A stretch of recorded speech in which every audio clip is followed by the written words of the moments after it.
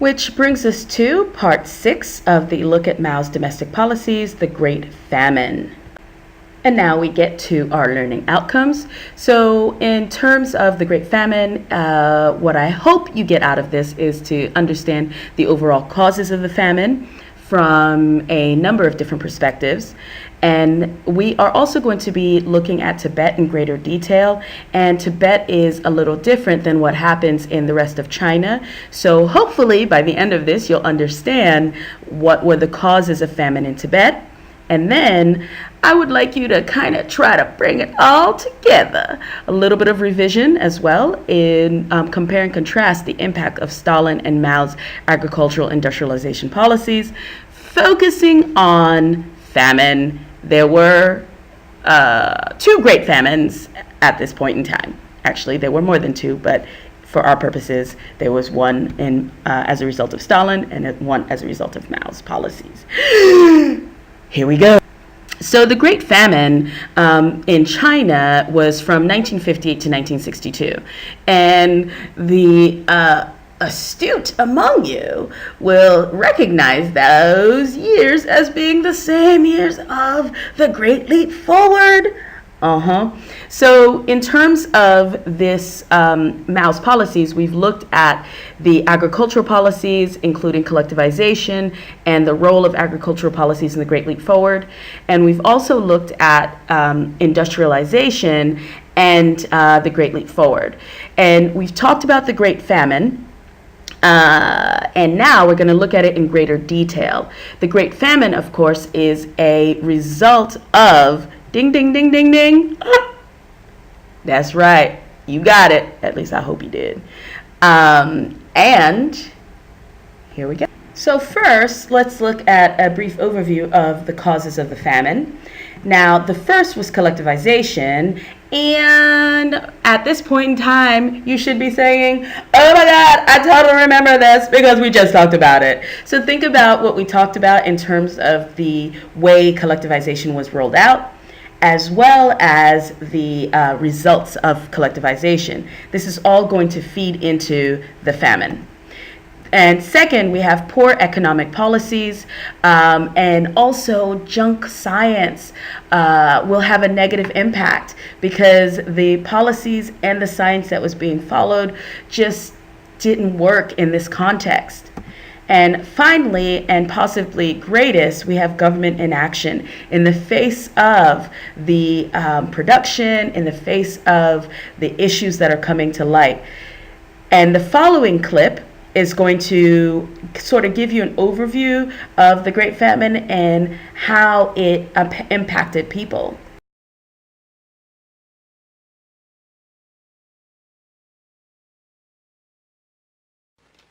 Zhou Enlai and Liu Shaoqi agreed with Peng, but even they did not dare speak out.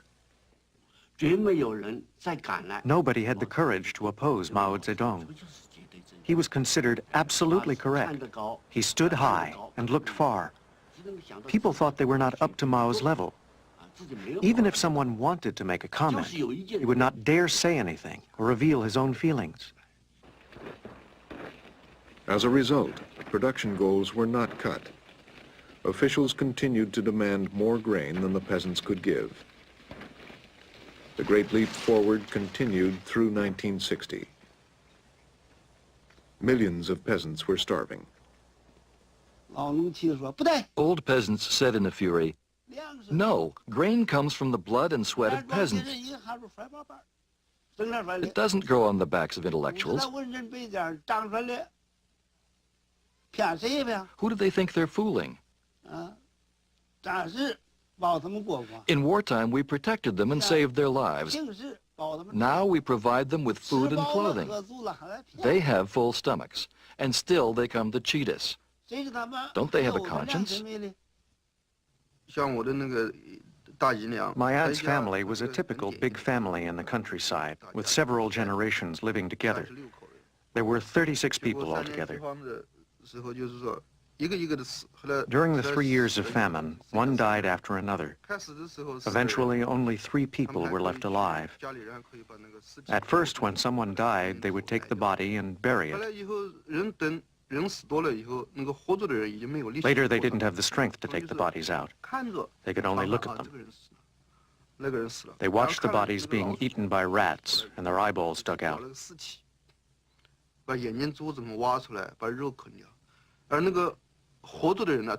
People didn't even have the strength to chase the rats away.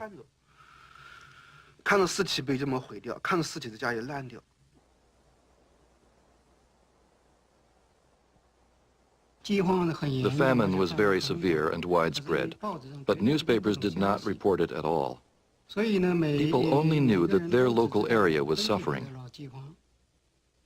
To keep the news from spreading, peasants were not allowed to leave their areas, even to beg. At first, peasants ate everything they had at home. Then they ate Genyan earth. It's a kind of white clay. There's a legend in the village, passed down from generation to generation. It says that this clay was provided by old Mother Genyan, who sympathized with the poor people. People would eat it during the famine because it was very fine. But still, it was hard to swallow. At first, the peasants could swallow a little. But after 4 or 5 days, it destroyed their intestines, and they died. After eating all the grass roots and tree bark, they ate the earth.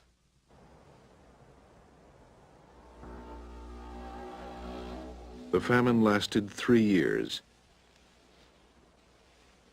An estimated 30 million people died. Mao's revolution, fought to give the Chinese people a better life, had helped create the largest famine in history. Since we've recently discussed collectivization, I'm not going to go into it in depth, but remember, collectivization began in 1956 and was really forced upon people by 1957. And the result is going to be a disruption in private farming and a decrease in incentivizing people to produce and farm more, because of all of those policies as a result of that you already remember and know, so I don't have to talk about again. Moving on. And now, since we know all kinds of things about collectivization, we are going to start looking at the agricultural science and the policies that all of this was founded upon.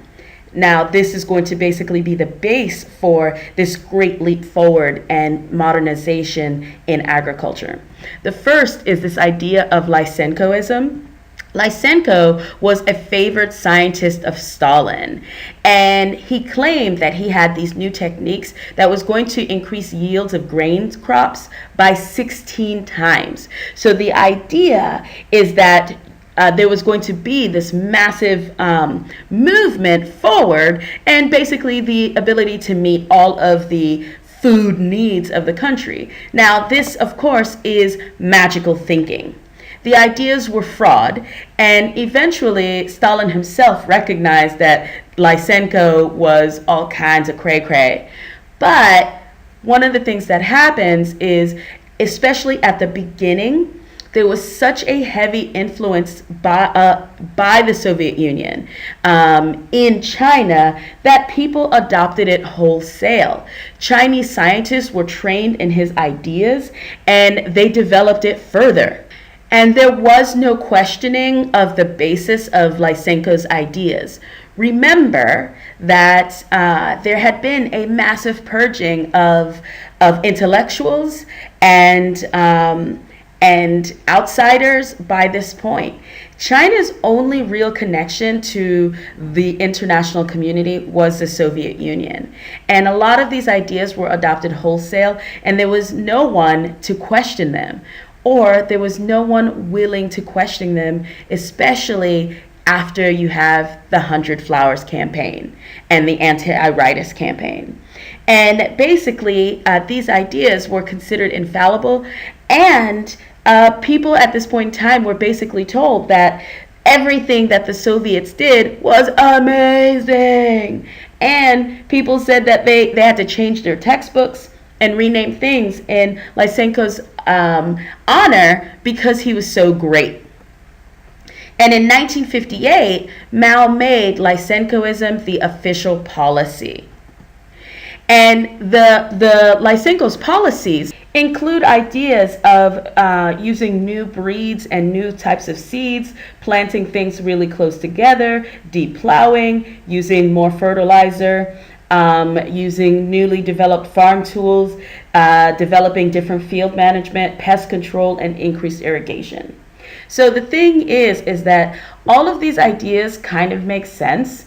And if applied judiciously, they could be beneficial. However, Mao kind of took the policy of more is more. So instead of applying things singly or looking at the particular conditions of the area and seeing what would work best, it was all applied wholesale. And so the impact of that obviously is going to be it's not going to work so well. And one of the biggest things that indicates, that kind of illustrates this not working so well, is this sparrow side. Now, one of the things that Lysenko talked about was pest control. Now, Mao implements this program called the Four Pests Campaign. And it was supposed to be getting rid of rats, which carry disease, and malaria, again, which carry disease. But one of the four that was put in there was sparrows. And this was supposed to end the problem of sparrows and other wild birds eating seed crops and eating the seeds that is used to plant the crops. And the idea is that you reduce how much the sparrows are eating. This means that you have more crops for yourself and more seeds, etc. And there was massive competition between villages and work units. There was, as you can see from the picture there, the little girl holding the dead sparrows and the boy shooting them out of the sky. People would go out and bang pots and pans and make huge amounts of noise and just keep the birds into the air until they fell to the ground and died of exhaustion. There were massive piles of these dead birds, and the competition between villagers and work units to see who could kill more. The result was near extinction of sparrows and other birds of wild birds in China. And the problem with this, and this is when it starts leading to famine, is it causes a massive disruption in the food web. Now, I know y'all have done a little bit of science and biology. You know what a food web is. So you had no birds to eat the crop pests like the locusts and other insects. Therefore, you have a massive increase in the locusts.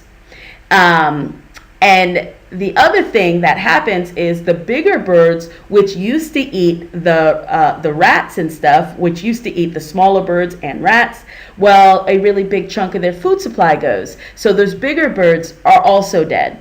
That means that there's nothing to maintain the rat population low. And so the result is going to be these insects devouring the crops in the field. And then you also have rats eating the grain that has been stored. So the result is going to be a massive decrease in crop yields and grain stocks. And as you know, the amounts that the government is requesting from the peasants doesn't decrease. It doesn't take into account that the crop yields have gone down.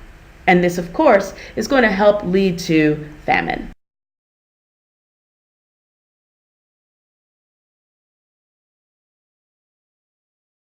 By the summer of 1959, the leaders knew the Great Leap Forward was going badly wrong. Mao decided to go back to Shaoshan, his hometown, to have a look. He wanted to find out the truth. He wanted people to speak freely.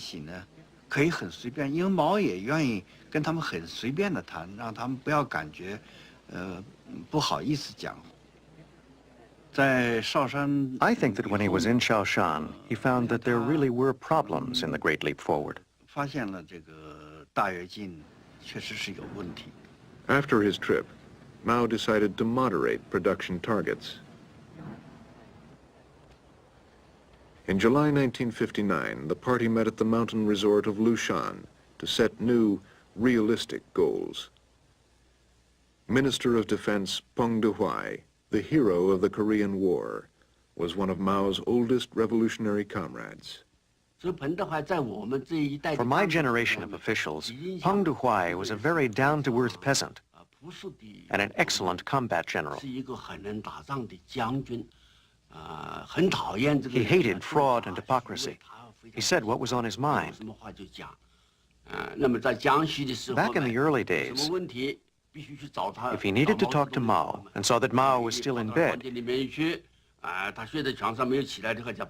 he would go and pull off his quilt, saying, "Get up, let's talk." He said, but now it's very difficult to have that kind of relationship. He is the chairman. It's so hard to see him, let alone discuss things with him. Peng wrote to Mao describing what he saw as the problems of the Great Leap Forward. What Peng intended as loyal criticism, Mao saw as political treachery. When Mao Zedong started the meeting, he said he had not slept all night. He couldn't sleep, even after he took his sleeping pills. He just got up and called this meeting. He was very serious. You could see that at times he was very angry. He said, "It's all right for you to oppose me. When I have no alternative, I'll just take the Liberation Army, go up to the mountains, and carry out guerrilla warfare." Finally, the resolution was that Peng Dehuai was against the Communist Party. When Mao left the room, I was following him. Peng was in front of us. Mao called him. "Marshal Peng, if there are any questions, we can talk." Peng swung his arm and said, "What's there to talk about? There's nothing more to say." Zhou Enlai and Liu Shaoqi agreed with Peng, but even they did not dare speak out. Nobody had the courage to oppose Mao Zedong. He was considered absolutely correct. He stood high and looked far. People thought they were not up to Mao's level. Even if someone wanted to make a comment, he would not dare say anything or reveal his own feelings. As a result, production goals were not cut. Officials continued to demand more grain than the peasants could give.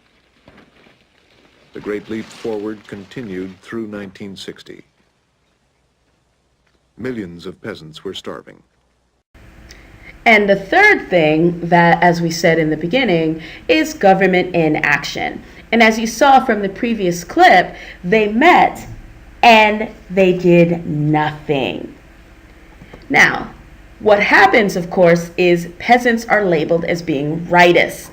As people are complaining about the famine, and some try to go back to their old ways of farming. They recognize that this collectivization isn't working so well, and they are labeled as rightists, people who are trying to defeat and work against the revolution. There is an expansion of the jails and labor camps to absorb the great numbers of rightist peasants. Now keep in mind, most of these people are starving. They are not fighting the government other than to try to figure out ways to not die. And also, as mentioned previously, during Mao's rule, on average, the prisons had 10 million people per year. And so hundreds of thousands to millions of those peasants died in those prisons, because those prisons weren't like sit in a cell and do nothing. We have people who are already starving, and the prisons were supposed to be re-education camps, and people were worked very, very hard. So they already are malnutritioned, and now they're working even harder, and so many of those people died. Now, if you look at this handy dandy chart there, again, you can see, we talked about this previously, but you can see the agricultural record from 52 to 62, the production in grain as well as meat, and the value output, the total value of agriculture, and essentially how it is increasing with the cooperatives and then starts to decrease with collectivization. So one of the things is that there are estimates of up to 50 million people dead as a result. It's a little difficult to figure out exactly the numbers, and then also to look at the primary causes versus the secondary causes, like people dying in prisons, or the secondary impacts. And it was concentrated in central and eastern China. And one of the things is that, again, famine wasn't happening everywhere, but the government didn't respond by redistributing the grain from where there was good production to places of poor production. Sometimes it was just stored and rotted. And then there were also reports of cannibalism. Parents would sell their children for food. Husbands would sell their wives. Women would enter into prostitution to try to get food. And it's kind of rough, hey? People would sell themselves into slavery. This was just the impact of this was just incredibly massive. And if you look at this map here, the area in the darkest gray would be the area that experienced the famine. So again, it wasn't just everywhere. It was concentrated in this particular central and eastern portion. And the resources could have been redistributed. And also, as part of the government inaction, you have a conspiracy of silence. The party officials maintained the fiction that the Great Leap Forward was on target. They knew that people were dying. They knew that Lysenkoism didn't work, but they felt that they had to maintain it because, one, it's the top-down approach. Two, it's Mao. You see this in the Lushan Conference in 1959. They go there, they meet in Lushan to discuss the issues of the Great Leap Forward and this famine and decrease in agricultural production. But what happens instead is there's a purging of Peng Duhai, as you could see from the video. And with this purging of Peng, essentially people walk away realizing that, that they couldn't speak up. And since Mao said that the famine didn't exist, that it was really a fiction made up by revolutionary or reactionary peasants who wanted to resist the collectivization, then essentially Mao, remember, Mao was the last word. Mao was the ultimate arbiter of anything.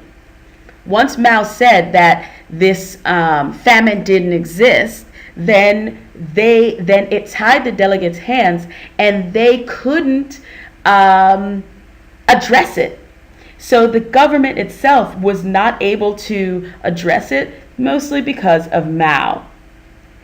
And then of course, this in 1959, we're talking about 1959, this still goes on to 1962. And so it's intensified. People start becoming afraid of Liu Shaoqi, is Mao's right-hand dude, and he starts becoming afraid that there might be a sort of civil war, that people would rise up.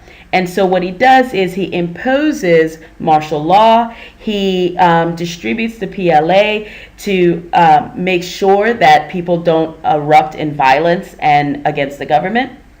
But now nothing comes to pass because the places where the famine was worse, people didn't have the ability to rise up effectively. All right. And then by 1962, Deng Xiaoping and Liu implement different policies.